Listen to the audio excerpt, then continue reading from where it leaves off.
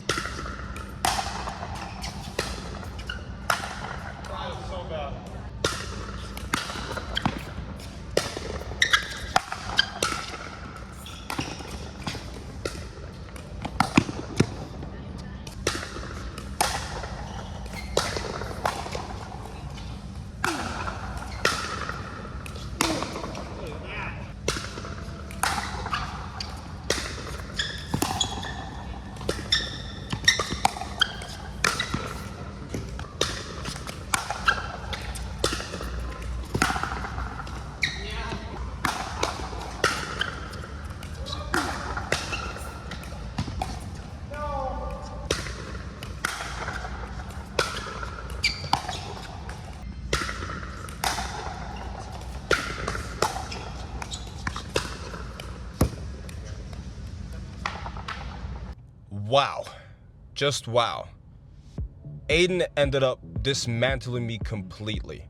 And let me tell you, the amount of things that he has told me throughout those games, but also the drilling that we did before we actually played, helped me so much. And I have so much to go home and write down, because I'm gonna forget the stuff if I don't write it down, but I have so much to write down that I'm going to work on. Quickly run down, the biggest thing that he gave me was I need to be expecting for the ball to come back more. I'm too used to hitting clean passing shots that aren't making their way back to me, which then leads me to not move around the court as much as I should. Then I've always thought, you know, I need to work on my soft game, and I think that's true, but having confidence in my passing shots, but then building off of those passing shots, I had some great points that I think I did great, but then getting to those tough shots and hitting the right shot, you know, sometimes the ball's below the net and I'm trying to roll it, and I'm trying to do certain things that just don't make sense in that position or in that balance that I'm in. A lot of work to tackle if I want to go take it to the next level. If you want to see some of these daily drills and connect with me on more of a personal level,